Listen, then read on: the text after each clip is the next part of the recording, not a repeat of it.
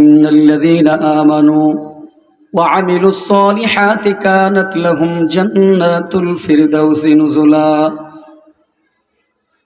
রব্বুল ইজ্জত জালাল আল্লাহ পাক রব্বুল আলামিন জানায়া দেন, দুনিয়ার মানুষেরা তোমরা কি জান্নাতুল ফিরদাউসের মেহমান হতে চাও? আল্লাহ পাক রব্বুল আলামিন জান্নাতুল ফিরদাউসের মেহমান বানাবার জন্য এই আয়াতে কারিমার মধ্যে আল্লাহ তাআলা দুইটা শর্ত দিয়েছেন, দুইটা গুণের কথা বলেন।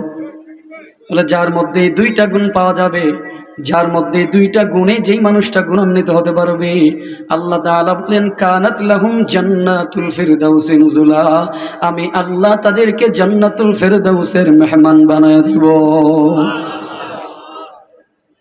ইমানের দাম কত, ইমানের মূল্য কেমন? আল্লাহ পাক রব্বুল ইজ্জত জালাল বলেন ইন্নাল্লাযীনা আমানু ওয়া আমিলুস সালিহাত, এক নাম্বার গুণ হলো নিশ্চয়ই যারা ঈমান আনয়ন করবে ঈমান, নিশ্চয়ই যারা ঈমান আনবে ঈমান। দুই নাম্বার গুণ ওয়া আমিলুস সালিহাত, যারা নেক আমল করবে, আমলে সালেহ করবে। এই দুইটা গুণ যার মধ্যে পাওয়া যাবে, আল্লাহ তাআলা বলেন কানাত লাহুম জান্নাতুল ফিরদাউসি নুজুলা, আমি আল্লাহ তাদেরকে জান্নাতুল ফিরদাউসের মেহমান বানায় দিব। ঈমান বড় দামি একটা ব্যাপার, ঈমান বড় দামি একটা বিষয়। নবীজি সাল্লাল্লাহু আলাইহি ওয়াসাল্লাম তার কলিজার টুকরা সন্তান ফাতেমাতুজ জাহরা রাদিয়াল্লাহু তাআলা আনহাকে নসিহত করলেন, ও ফাতেমা, তুমি তোমার কবরে যাইবা সাবধান, তুমি তোমার কবরে তোমার সামানা নিয়ে তুমি যাও, তুমি তোমার ঈমান নিয়ে তোমার কবরে যাও। কবরে গিয়ে যদি পরিচয় দাও আমি আখির জামানার পয়গম্বরের কন্যা সন্তান, রাসূল বলেন এই পরিচয় দিয়ে কিন্তু তুমি কবর থেকে নাজাত পাইবা না। সুতরাং তুমি তোমার ঈমান নিয়ে দুনিয়া থেকে বিদায় হবা, তুমি তোমার ঈমান নিয়ে কবরে যাও। ফাতেমাতুজ জাহরা রাদিয়াল্লাহু তাআলা আনহার যখন ইন্তেকাল হয়ে গেল, আপনার আমার পয়গম্বরের ইন্তেকালের 6 মাস পরে যখন ইন্তেকাল হয়, রাতের আধারে দুনিয়া থেকে যখন বিদায় হয়ে যায়, রাতের আধারে আবার দাফন কাফনের কার্যক্রম সম্পন্ন হয়ে যাবে।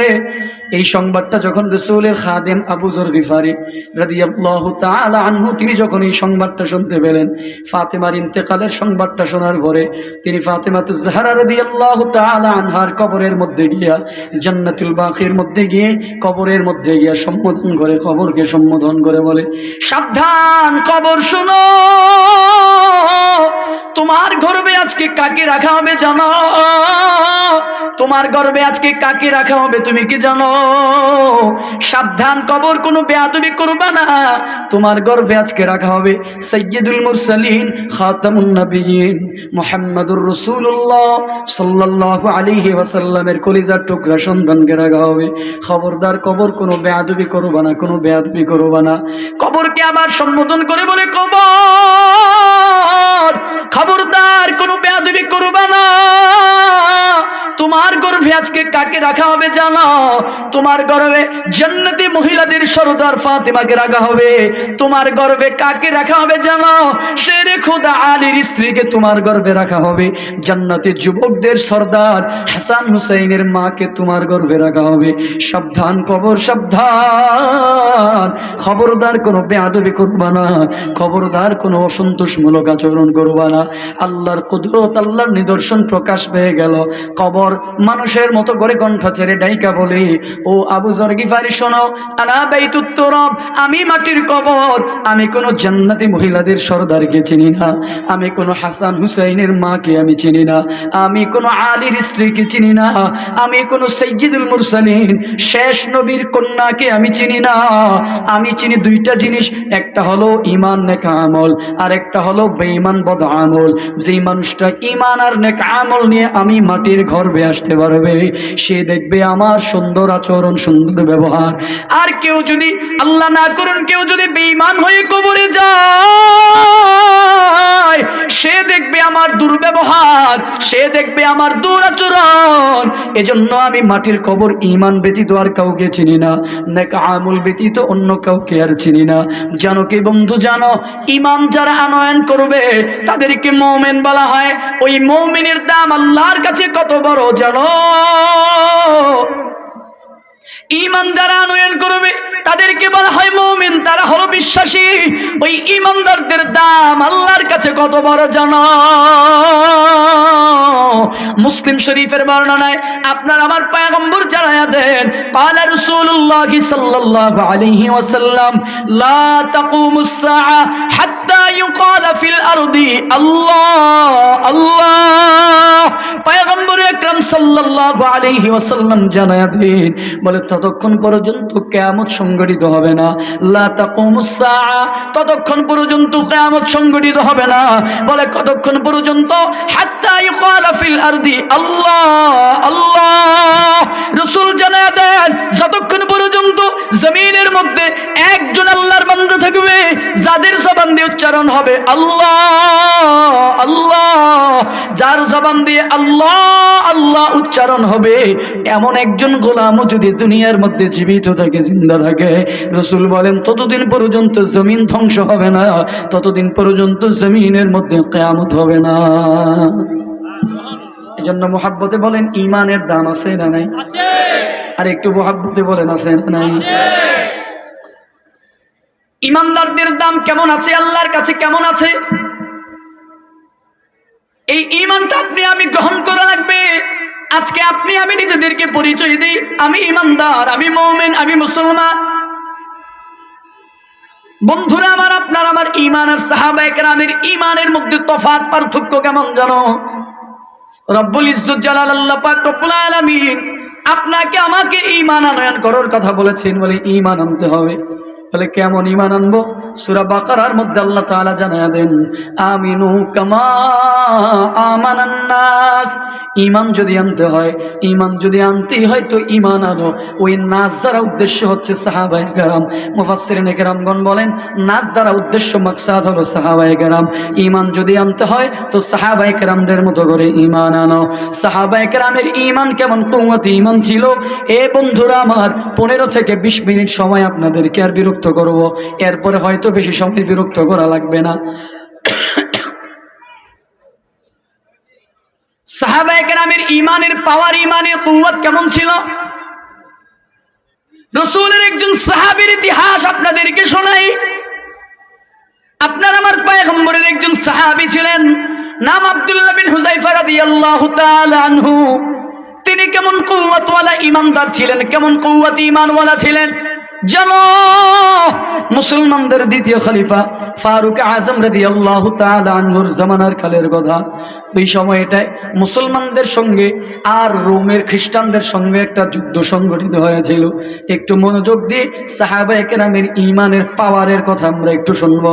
আব্দুল্লাহ বিন হুযায়ফা রাদিয়াল্লাহু তাআলা আনহু তেমন কুওয়াতি ঈমানের অধিকারী ছিলেন, কেমন পাওয়ার ঈমানওয়ালা ছিলেন, কেমন ঈমানদার ছিলেন, এটা বোঝাবার জন্য মুসলমানদের তখন একটা যুদ্ধ সংগঠিত হয়, রোম খ্রিস্টানদের সঙ্গে মুসলমানদের যুদ্ধ।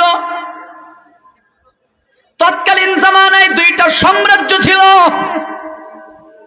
একটা হলো রোম আর একটা হলো পারস্য। এই দুইটা সাম্রাজ্য ছিল বড় শক্তিশালী, বড় সুপার পাওয়ারওয়ালা। ওই সময়ের কথা, দুইটা রাষ্ট্র ছিল বড় ক্ষমতাধর রাষ্ট্র, একটা হলো রোম আর একটা হলো পারস্য। রোমের প্রেসিডেন্ট ছিল হেরাক্লিয়াস, বাদশাহ হেরাক্লিয়াস। হেরাক্লিয়াস ওই সময় মুসলমানদের সৈন্যদের ব্যাপারে প্রশংসা শুনেছে। মুসলমানদের বড় প্রশংসা শুনলো। বলে কেমন প্রশংসা? বলে মুসলমানেরা প্রয়োজনে তাদের জীবনটাকে বিলীন করে দেয়, কখনো ঈমান ছাড়ে না। বাদশাহ হেরাক্লিয়াস যখন এই সংবাদটা শুনতে পাইল, বাদশার দিলের ভিতরে একটা কৌতূহল জাগলো। আমারও মন চায় মুসলমানদেরকে একটু পরীক্ষা করতে, মনে চায় মুসলমানদেরকে দেখতে মনে চায়। যুদ্ধ সংগঠিত হয়ে গেল। সংক্ষেপে বলছি, মুসলমানদের সাথে আর খ্রিস্টান যারা আছে, ওই রোমান খ্রিস্টানদের সাথে মুসলমানদের যুদ্ধ সংগঠিত হয়ে গেল। রোম বাদশাহ হেরাক্লিয়াস বলে দিল, সৈন্যরা শোনো, যদি পারো আমার কাছে জীবিত কোনো মুসলমান সৈন্যকে আমার কাছে নিয়ে আসবা। আমি ওই মুসলমান সৈন্যের ঈমানের পরীক্ষা করে দেখতে চাই, আমি তাদের ঈমানটাকে বাজায়া দেখতে চাই। এই জন্য যদি পারো মুসলমান কোন সৈন্যকে জিন্দা জীবিত আমার কাছে নিয়ে আসবা। যুদ্ধ সংগঠিত হয়ে গেল। ঘটনাক্রমে মুসলমানদের একটা কাফেলা খ্রিস্টানদের হাতে, সৈন্যদের হাতে বন্দী। সৈন্যদের হাতে যখন বন্দী হয়ে গেল, ওই বন্দীদের মধ্যে ছিলেন আব্দুল্লাহ বিন হুযায়ফা রাদিয়াল্লাহু তাআলা আনহু। আব্দুল্লাহ বিন হুযায়ফা রাদিয়াল্লাহু তাআলা আনহুকে সেখান থেকে বাছাই করে বাদশাহ রাজপ্রাসাদে নিয়ে যাওয়ার জন্য বাছাই করা হয়। সিদ্ধান্ত নিল, সৈন্যরা চিন্তা করলো এখান থেকে আব্দুল্লাহ বিন হুযায়ফাকে বাদশাহ রাজপ্রাসাদে নিয়ে যাব। বলে কেন? বাদশাহ বলেছে পরীক্ষা করার জন্য, পরীক্ষা করবে সেই কারণে।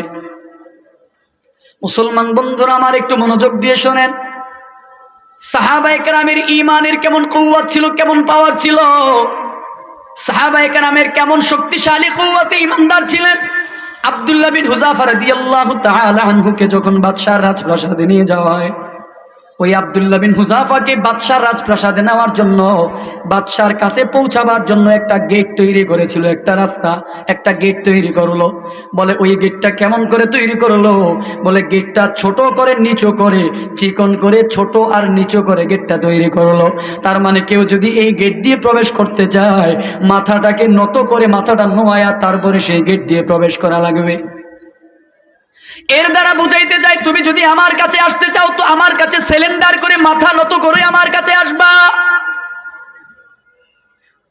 সৈন্যরা সব মাথা নত করে সিলিন্ডার করে বাদশাহ রাজপ্রাসাদে যায়। আব্দুল্লাহ বিন হুযায়ফা রাদিয়াল্লাহু তাআলা আনহুর সময় যখন আসলো, তিনি ওই গেট দিয়ে যখন প্রবেশ করবেন, তিনি চিন্তা করলেন, না না, আমি তো এই খ্রিস্টান বাদশার সামনে মাথাটাকে নত করতে পারি না, কারণ আমার মাথা যদি নত করতে হয় একজনের কাছে করবো, জোরে বলেন তিনি কে? আমি আমার এই মাথাটাকে কোনো বেঈমানের কাছে নত করতে পারি না, সিলিন্ডার করতে পারি না, কি করব? কি করা যায়? তিনি চিন্তা করলেন, বুদ্ধি করলেন, কি করা যায়? সব মানুষ তো আগে মাথা দেয়, আগে পা দেয় পরে, কিন্তু আব্দুল্লাহ বিন হুযায়ফা একটু বিকল্প ব্যবস্থা চিন্তা গ্রহণ করলেন। বলে সবাই তো আগে মাথা দেয়, আমি আগে মাথা দিব না, আমি আগে পা দিব, মাথাটাকে পরে দিব। মানে সবাই সামনে মাথা ঝুঁকে তারপর প্রবেশ করে, আর আব্দুল্লাহ বিন হুযায়ফা বিসমিল্লাহ বলে আগে পা দিয়া মাথাটাকে পিছন দিক দিয়ে একটু কষ্ট করে ভিতরে ঢুকলেন। আর বাদশাকে বুঝাইয়া দিলেন, বাদশাহ, দুনিয়ার সব মানুষ তোমার কাছে মাথা নত করলেও আমি আব্দুল্লাহ তোমার কাছে মাথা নত করব না, আমার কাছে তোমার পাওয়ার হলো জিরো। আল্লাহু আকবার বলেন না। সৈন্যরা তো গরম হয়ে গেল, এত বড় স্পর্ধা, আমাদের বাদশারে তুমি বৃদ্ধাঙ্গুলি দেখাও, ক্ষমতার বাহাদুরি দেখাও, আসছো আমাদের ডেরায়, আবার আমাদেরকেই তুমি বৃদ্ধাঙ্গুলি দেখাও, এত বড় স্পর্ধা। ভিতরে প্রবেশ করার পরে তিনি কোনো কথাবার্তা নাই, গিয়ে সোজা স্টেজের মধ্যে চেয়ারের মধ্যে বসলেন। হেরাক্লিয়াসের ভাই মাঝখানে বসা। হেরাক্লিয়াসের ভাই, বাদশার ভাই রাগান্বিত হয়ে গেলেন, রক্ত গরম হয়ে গেল। এত বড় স্পর্ধা, আমাদের বাদশাকে তুমি বৃদ্ধাঙ্গুলি দেখাও, আবার পারমিশন ছাড়াই চেয়ারের মধ্যে বসে গেল, তলোয়ার বের করে ফেললো, বলে কতল করে ফেলবে, দুনিয়া থেকে এখনই বিদায় করে দিবে। বাদশা হেরাক্লিয়াস কয়ে, শান্ত হও, ধৈর্য ধারণ করো, নিয়ে আসলাম পরীক্ষা করার জন্য, পরীক্ষা করতে দাও, দেখো কি হয় ঘটনা। এবার বাদশাহ হেরাক্লিয়াস আব্দুল্লাহ বিন হুযায়ফা রাদিয়াল্লাহু তাআলা আনহুকে বলেন, আব্দুল্লাহ, তোমাকে আমার কাছে কেন নিয়ে আসলাম তুমি কি জানো? বলে না, জানি না, বলো কি জন্য নিয়ে আসছো? বাদশাহ হেরাক্লিয়াস বলে, আব্দুল্লাহ, তোমাকে আমার কাছে নিয়ে আসার পিছনে কারণ হলো আমার একটা সুন্দরী রমণী আছে, আমার একটা সুন্দরী কন্যা আছে, যেই চেহারা এত সুন্দর আমার এলাকার আশেপাশে আর কারো নাই। একটা সুন্দরী যুবতী, একটা কন্যা সন্তান আছে, আমার এই সন্তানটাকে তোমার কাছে বিবাহ দিতে চাই, তবে বিনিময়ে শর্ত হলো তুমি মুহাম্মদের ধর্মকে ত্যাগ করে আমার ধর্ম খ্রিস্টান ধর্মে তোমাকে দীক্ষিত হওয়া লাগবে। মানে ঈমান হারাইয়া তুমি মুসলমান ধর্মকে ত্যাগ করে ইসলাম ধর্মকে বাদ দিয়া, তুমি কালেমা বাদ দিয়া তুমি খ্রিস্টান ধর্মে তুমি গ্রহণ করা লাগবে। যদি এই শর্তটা রাজি থাকো, আমার সুন্দরী মেয়েটা আমি তোমার কাছে বিবাহ দিতে চাই। আব্দুল্লাহ বিন হুযায়ফা একটা জবাব দিয়েছিলেন, মনোযোগ দিয়ে জবাবটা শোনেন। আব্দুল্লাহ বিন হুযায়ফা রাদিয়াল্লাহু তাআলা আনহু বলেন, ইয়া কালবার রুম। আল্লাহু আকবার। আব্দুল্লাহ বিন হুযায়ফা বলেন, চোখের উপরে মুখের উপরে জবাব দিলেন, ইয়া কালবার রুম, হে রোমের কুত্তা। আল্লাহু আকবার। আরেকটু জোরে বলেন আল্লাহু আকবার। বাদশার সামনে, বাদশার মুখের উপরে, প্রস্তাবের উপরে এভাবে জবাব দিয়ে দিলেন, ইয়া কালবার রোম, হে রোমের কুত্তা, হে রোমের কুকুর, শোনো। আব্দুল্লাহ বিন হুযাফা রাদিয়াল্লাহু তাআলা আনহু জবাব দিলেন, শোনো, শুধুমাত্র তোমার একটা কন্যা সন্তান কেন, গোটা পৃথিবীর কন্যা সন্তান গুনবাইলা আমার পায়ের মধ্যে যদি ঢাইলা দাও, গোটা পৃথিবীর সমস্ত সুন্দরী মেয়েদেরকে যদি আমার পায়ের মধ্যে ঢেলে দাও, আর বিনিময়ে যদি বলো ঈমান ছাড়তে হবে, আল্লাহর কসম ঈমান ছাড়তে পারবো না। দুনিয়ার সব মানুষগুলোকে লাথি দিতে পারবো, দুনিয়ার সব সুন্দরীদেরকে লাথি মারতে পারবো, মাগার কোনোদিন কখনো ঈমান ছাড়তে পারবো না। বাদশাহ হেরাক্লিয়াস বলে, আব্দুল্লাহ মজার একটা ব্যাপার আছে। বলে, একটা মজার ব্যাপার আছে। কি মজার ব্যাপার? বলে, মজার ব্যাপার হলো আমার কোনো সন্তান নাই, একটাই সন্তান, সেটাই হলো কন্যা। জীবনীটা যদিও আর একটু শর্ট করে একটু মজা লাগায় একটু বলতেছি আর কি, আবার রাগ করেন না তো।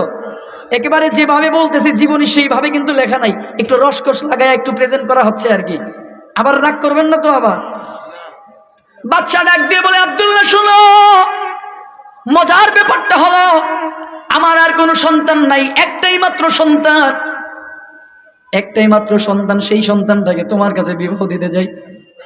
যদি আব্দুল্লাহ তুমি যদি এই সন্তানটাকে গ্রহণ করো, আমার এই মেয়েটাকে যদি তুমি এখন বিবাহ করো, তার মানে কি ঘটবে জানো?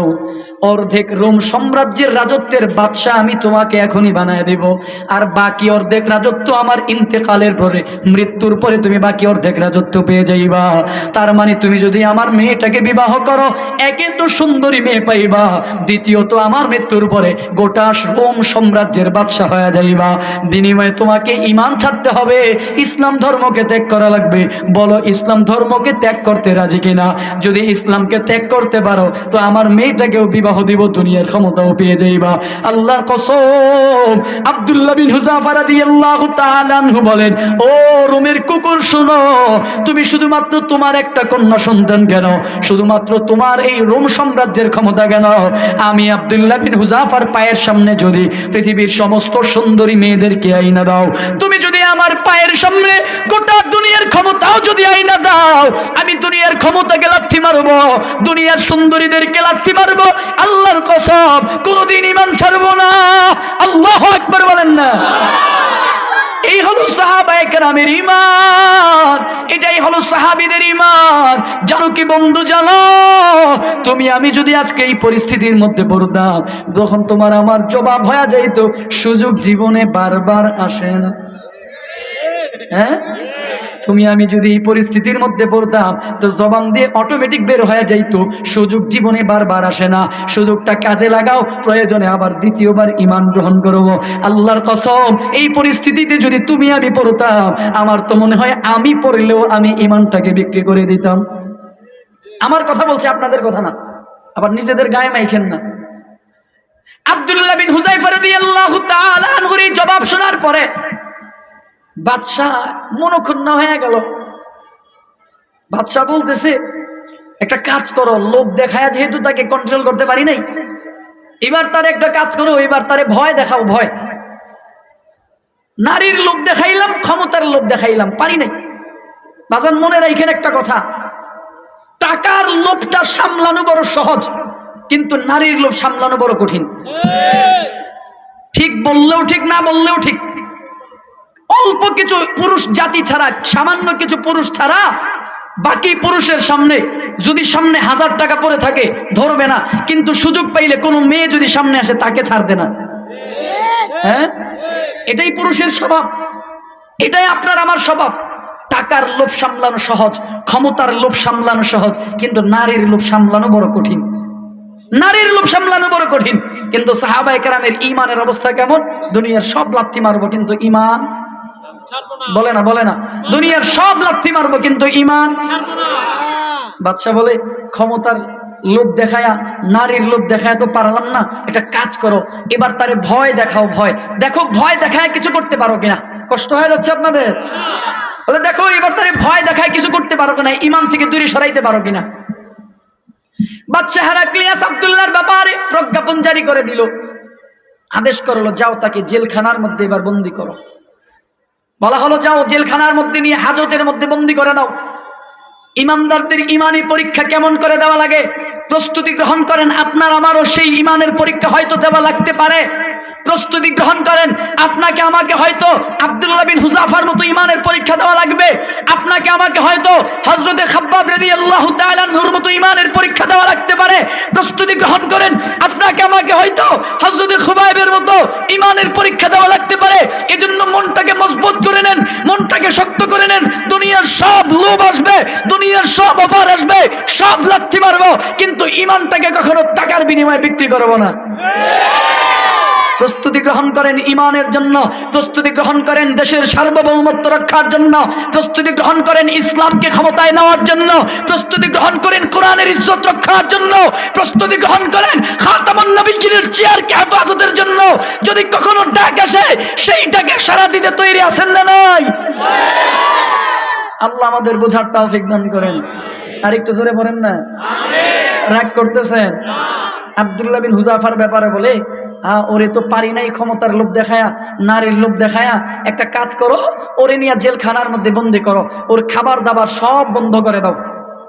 সৈন্যদেরকে বললেন ওর যা আছে খানা দানা বন্ধ করো, খাবার বন্ধ, পানি বন্ধ, ওরে জেলখানার মধ্যে আটক করে রাখো, বন্দি করে রাখো। কতদিন? বলে যতদিন পর্যন্ত তার হালত এমন না হবে, যদি তাকে এখন খাবার না দেওয়া হয় সে দুনিয়া থেকে বিদায় হয়ে যাবে। এমন পরিস্থিতি হওয়ার আগ পর্যন্ত তার খাবার দাবার সব বন্ধ।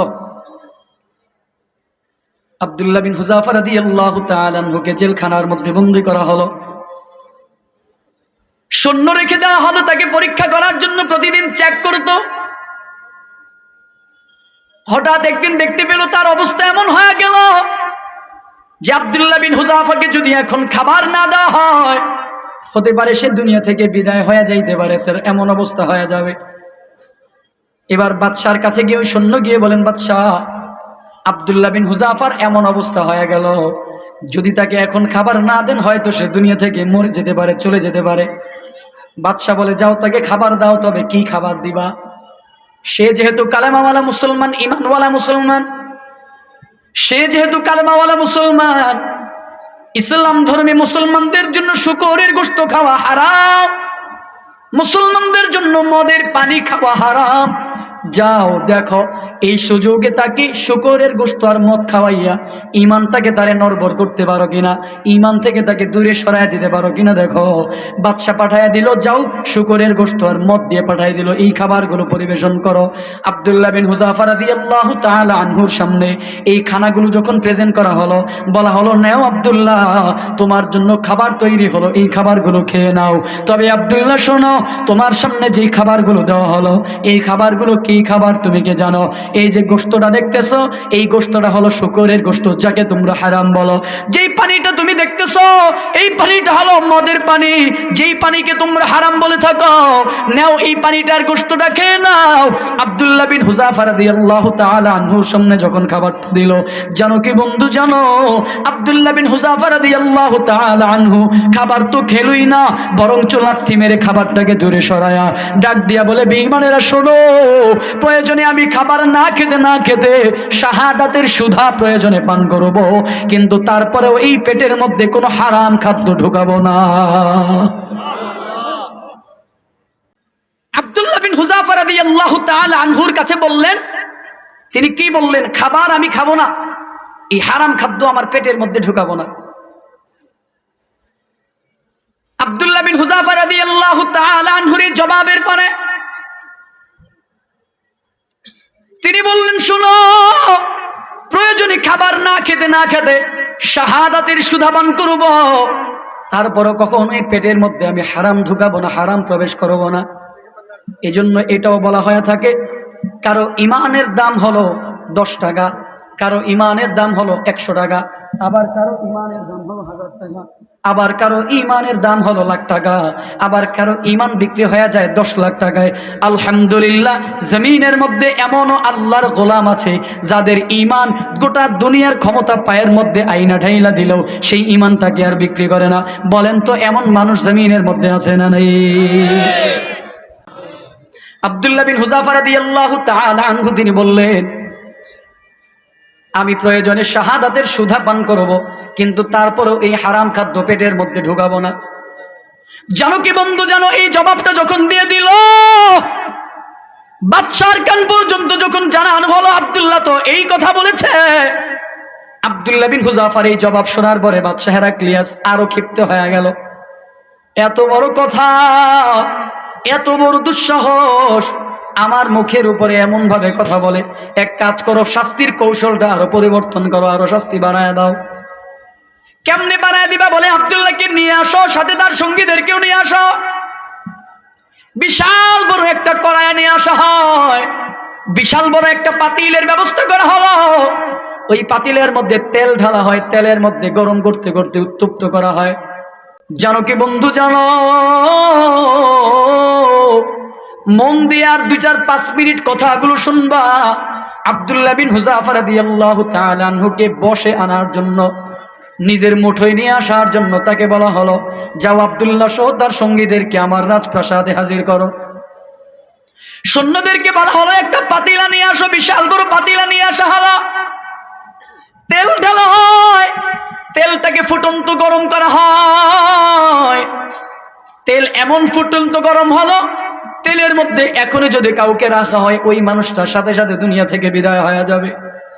বাদশা আব্দুল্লাহ বিন হুযাফাকে বলে, আব্দুল্লাহ তুমি এখনই মুহাম্মাদের ধর্মকে ত্যাগ করো, ইসলাম ধর্মটাকে ত্যাগ করো। যদি তুমি ত্যাগ না করো তো তোমাকে এই যে ফুটন্ত তেলের মধ্যে তোমাকে ছেড়ে দেওয়া হবে, দুনিয়া থেকে বিদায় করে দিব। আব্দুল্লাহ বলেন, না না, যেই কালেমার রশি একবার গলার মধ্যে লাগাইলাম, আমার জীবনটাও চলে গেলে সেই কালেমার রশি কোনোদিন ছাড়তে পারবো না। এই জবাবটা পাওয়ার পরে হেরাক্লিয়াস বলে, এক কাজ করো, সৈন্যদেরকে বললেন আব্দুল্লাহকে একটু পরে দাও। আব্দুল্লাহর সামনে, চোখের সামনে 2টা সৈন্যদেরকে নিয়ে, মুসলমান সৈন্যকে নিয়ে তেলের সামনে ছেড়ে দাও।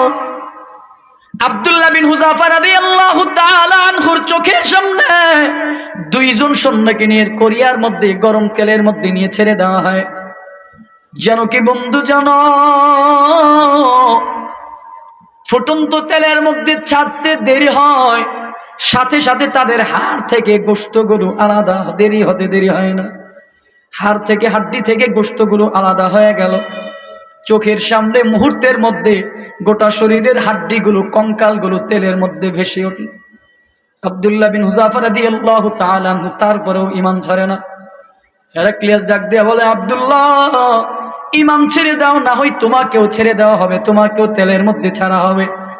আব্দুল্লাহ বিন হুযাফা বলে, না না, কখনো সম্ভব না, ঈমান ছাড়তে পারবো না।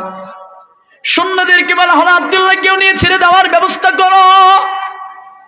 আব্দুল্লাহ বিন হুযাফা রাদিয়াল্লাহু তাআলা আনহুকে যখন সামনে নেওয়া হয়, সামনে নেওয়ার পরে আব্দুল্লাহ বিন হুযাফা রাদিয়াল্লাহু তাআলা আনহু তিনি চোখের পানি ছেড়ে দিয়ে কান্না করতে শুরু করে দিলেন, কান্না করেন। বাদশা চোখের পানি দেখে মনে করলো আব্দুল্লাহর দিলের মধ্যে মনে হয় মৃত্যুর ভয় ঢুকেছে। আব্দুল্লাহর দিলের মধ্যে মনে হয় মৃত্যুর ভয় ঢুকলো, মনে হয় সে কালেমা ছেড়ে দিবে, মৃত্যু থেকে বাঁচতে চায়। জিজ্ঞেস করা হলো, আব্দুল্লাহ তুমি কি মৃত্যুর হাত থেকে তুমি কি বাঁচতে চাও? তুমি কি কালেমা শেষ করে, কালেমা থেকে বিদায় নিয়ে তুমি কি খ্রিস্টান ধর্মে আসতে চাও? আব্দুল্লাহ বলেন, না রে বাদশা, না, আমি কালেমা ছাড়তে চাই না, আমি দিন থেকে দূরেও সরতে চাই না। তো আব্দুল্লাহ কেন তুমি চোখের পানি ছেড়ে কাঁদো? আব্দুল্লাহ বিন হুযাফা রাদিয়াল্লাহু তাআলা আনহু বলেন, আমি এই জন্য কাঁদি, আহারে আমার চোখের সামনে আমার 2টা ভাই চোখের সামনে মুহূর্তের মধ্যে দুনিয়া থেকে বিদায় হয়ে মাওলা পাকের জান্নাত পর্যন্ত চলে গেল। আমি এখনো দুনিয়াতে জিন্দা, এখনো দুনিয়ার মধ্যে আমি জীবিত আছি, এখনো পর্যন্ত আমি আল্লাহর জান্নাতের দিদার লাভ করতে পারলাম না, এজন্য কাঁদি। আব্দুল্লাহ আরো বলেন, শোনো, আমি তো আল্লাহর কাছে চেয়েছিলাম, আল্লাহ আমার শরীরের মধ্যে যত পশম আছে আমার গায়ের মধ্যে যত পশম আছে ওই পশম পরিমাণে হায়াত যদি আল্লাহ আমাকে দিত, সেই জীবনের বিনিময়ে প্রতিটা জীবন আমি আল্লাহর রাস্তায় কোরবানি করে দিতাম শাহাদাতের জন্য। আমি তো আল্লাহর কাছে তামান্না করেছিলাম, আল্লাহ আমার মৃত্যুটা এমন স্বাভাবিক মৃত্যু হবে না, আমার মৃত্যুটা হবে আমার গায়ের মধ্যে যত পশম আছে প্রতিটা পশমের মতো করে টুকরো টুকরো টুকরো টুকরো আমার দেহটা হয়ে যাবে, এইভাবে আমি দুনিয়া থেকে বিদায় হয়ে যাব। কিন্তু আমার মালিক এত সহজে আমাকে দুনিয়া থেকে নিয়ে যাবে এই চিন্তা করে আমি চোখের পানি ছেড়ে ছেড়ে কাঁদি। বাদশাহ হেরাক্লিয়াস ডাক দিয়া বলে, আব্দুল্লাহ, বাদশাহ বলে, আব্দুল্লাহ আমি তোমার কাছে সিলিন্ডার। আল্লাহু আকবার, আরেকটু জোরে বলেন না আল্লাহু আকবার। বাদশাহ বলে, আমি তোমার কাছে সিলিন্ডার হয়ে গেলাম, সিলিন্ডার করলাম। হ্যাঁ হ্যাঁ আমি মেনে নিলাম, কোন ইমানদার মুসলমানেরা কখনো তাদের ইমানটাকে বিক্রি করে না, টাকার বিনিময়ে বিক্রি করে না, নারীর বিনিময়ে বিক্রি করে না, ক্ষমতার লোভে বিক্রি করে না। ইমানদারেরা কখনো মৃত্যুকে পরোয়া করে না। আমি মেনে নিলাম, তোমাকে আমি ছেড়ে দিব। ও আব্দুল্লাহ, আমারও তো একটা ইজ্জত আছে, আমারও তো একটা সম্মান আছে, আমি তোমাকে ছেড়ে দিব। তবে আমার একটা শর্ত আছে, আমার ইজ্জতের সওয়াল, আমার ইজ্জতের প্রশ্ন এটা। আমার ইজ্জতের কারণে ছোট্ট একটা কাজ তোমাকে করতে হবে। যদি এই ছোট কাজটা তুমি করতে পারো তো আমি তোমাকে মুক্তি দিয়ে দেব। সেই কাজটা হলো আমার খাতিরে, আমার সম্মানে, আমার ইজ্জতের খাতিরে আমার কপালের মধ্যে একটা চুমু দিবা। যদি একটা চুমু দাও তো আমি তোমাকে মুক্তি দিয়ে দেব। কিছু সময় চুপ থাকার পরে আব্দুল্লাহ বিন হুযাফা রাদিয়াল্লাহু তাআলা আনহু বলেন, ও হেরাক্লিয়াস, তোমার কপালে আমি চুমু দিতে পারি, তবে পাল্টা আমারও একটা শর্ত আছে। কি শর্ত বলো? আব্দুল্লাহ বিন হুযাফা বলে, শোনো, তোমার কপালে আমি চুমু দিতে পারি, শর্ত হলো আমি একাকে মুক্তি দিলে হবে না, আমার সাথে যত ইমানদারের আছে, মুসলমান যত সৈন্যরা আছে, সব সৈন্যদেরকে যদি তুমি মুক্তি দাও তবে তার বিনিময়ে তোমার কপালে একটা চুম্বন এঁটে দিতে পারি। বাদশাহ রাজি হয়ে গেল। আব্দুল্লাহ বিন হুযাফা রাদিয়াল্লাহু তাআলা আনহু বাদশার কপালে একটা চুমু দিয়ে দিলেন। আর ওই এক চুমুর বিনিময়ে গোটা সৈন্যদেরকে নিয়া, বন্দী সৈন্যদেরকে নিয়া আব্দুল্লাহ বিন হুযাফা রাদিয়াল্লাহু তাআলা আনহু মদিনার মধ্যে চলে গেলেন। এই ঘটনা শুনতেছেন আর দ্বিতীয় খলিফা, মুসলমানদের দ্বিতীয় খলিফা ফারুক আজম রাদিয়াল্লাহু তাআলা আনহু ঝরঝর করে চোখের পানি ছেড়ে ছেড়ে কাঁদেন। এই ঘটনা শোনেন আর তিনি ঝরঝর করে চোখের পানি ছেড়ে ছেড়ে কাঁদেন। জানো কি বন্ধু, জানো, ফারুক আজম রাদিয়াল্লাহু তাআলা আনহু বলেন, আমি তো চাই আমার আব্দুল্লাহর খাতিরে, আমার মনে চায় মদিনার যত পুরুষ মুসলমানেরা আছে আব্দুল্লাহর ইজ্জতে, আব্দুল্লাহর খাতিরে, আব্দুল্লাহর সম্মানে সবাই তার কপালের মধ্যে একটা করে সম্মানের চুমু এঁকে দেখ। আর সেই সর্বপ্রথম চুমুটা আমি খলিফাতুল মুসলিমিন ফারুক আজম তার কপালের মধ্যে দিয়ে দিলাম। আর ওই এক চুমুর পরে মদিনার সব পুরুষ মুসলমানেরা একজন একজন করে আব্দুল্লাহ বিন হুযাফার কপালের মধ্যে চুমু দেয়।